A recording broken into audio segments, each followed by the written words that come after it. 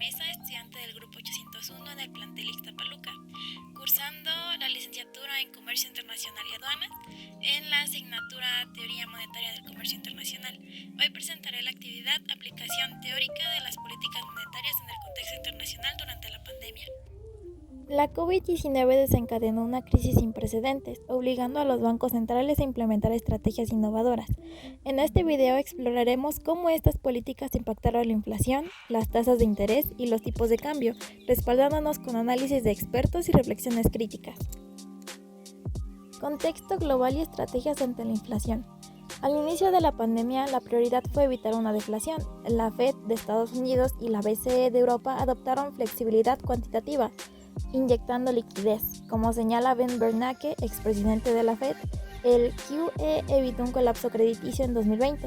Sin embargo, en 2021, el repunte de la demanda y cuellos de botella en cadenas de suministro dispararon la inflación. Autores como Gita Giponat del FMI advirtieron sobre riesgos de políticas expansivas prolongadas en 2021.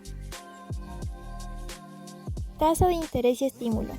Los bancos centrales redujeron tasas a mínimos históricos. En palabras de Christine Lagarde del BCE, fue una respuesta necesaria para reactivar el crédito. En 2020 lo dijo. No obstante, economistas como Larry Summers criticaron el exceso de estímulos, argumentando que alimentarían la inflación persistente en 2021. En 2022, el giro hacia alzas agresivas, ejemplo el Fed con 500 puntos base en el año, marcó un cambio muy radical. Tipo de cambio y volatilidad. La divergencia en políticas monetarias amplió brechas cambiarias. Mientras el dólar se fortaleció por alzas de tasas en Estados Unidos, economías emergentes como Turquía enfrentaron devaluaciones. Según Carmen Reijad del Banco Mundial, los desequilibrios cambiarios exigieron intervenciones directas, como ventas de reservas internacionales en 2022. Políticas económicas emergentes versus desarrolladas.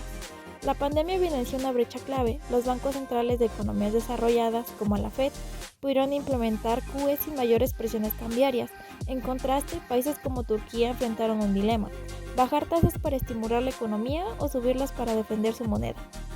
Eswar Prasad, economista de Cornell, explica en su libro The Dollar Trap que las economías emergentes carecen de la credibilidad internacional para aplicar políticas expansivas sin generar desconfianza. Por ejemplo, en 2021, Turquía recortó tasas pese a una inflación del 80%, provocando una fuga de capitales y devaluación de la lira, la moneda de Turquía, mientras la Fed mantuvo su QE hasta 2022 sin crisis cambiaria.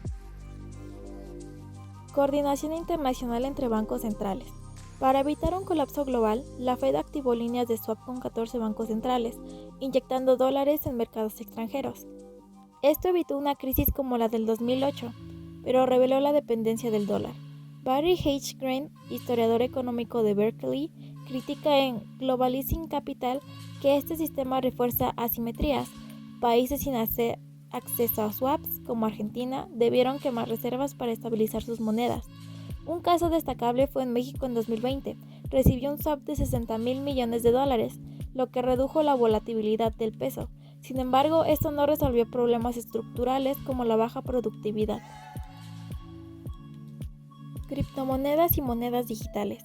El auge de las criptomonedas durante la pandemia desafiaba el monopolio de los bancos centrales. En países con inflación alta, como Venezuela, el Bitcoin se usó como refugio. Agustín Carstens, director del BIS, advirtió que esto podría fragmentar la política monetaria. Como respuesta, China aceleró su e-yuan y el BCE propuso el euro digital. La meta, competir con criptomonedas y mejorar la inclusión financiera. No obstante, críticos como Naomi Klein señalan riesgos de vigilancia estatal con CBDCs. Impacto social de las políticas expansivas.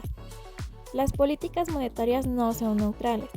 El QE impulsó bolsas y propiedades, beneficiando al 10% más rico que posee el 85% de estos activos, datos de la Fed del 2021. Según Oxfam, el 1% más rico capturó el 63% de la riqueza generada post-COVID. Tomás Piketty, en Capital e Ideología, argumenta que los rescates monetarios sin reformas fiscales profundizan la desigualdad. Un ejemplo claro es en Estados Unidos. El S&P 500 subió un 70% entre 2020 y 2022, mientras el salario real cayó un 33%. Lecciones para futuras crisis. La pandemia dejó 3 lecciones clave. Primero, los bancos centrales necesitan herramientas no convencionales, pero con límites. El QE salvó mercados, pero también infló burbujas. Segundo, se requieren salvaguardas éticas. ¿Por qué rescatar a Wall Street y no a pequeñas empresas? Y tercero, la transparencia es vital. El Banco de Inglaterra publicó modelos predictivos en 2021 para generar confianza. Como dijo Nouriel Roubini, si no se reforma el sistema, la próxima crisis será catastrófica. Conclusiones. Como síntesis, propongo 3 acciones para políticas futuras. Cooperación global. Las economías emergentes deben crear redes de swaps alternativos al dólar. QE con condiciones. Vincular la flexibilidad cuantitativa a inversiones a salud o educación. Y auditorías ciudadanas. Que la sociedad civil supervise el uso de reservas internacionales. En palabras del economista Mariama Mazzucato, la política monetaria debe servir a las personas, no solo a los mercados. Gracias por su atención.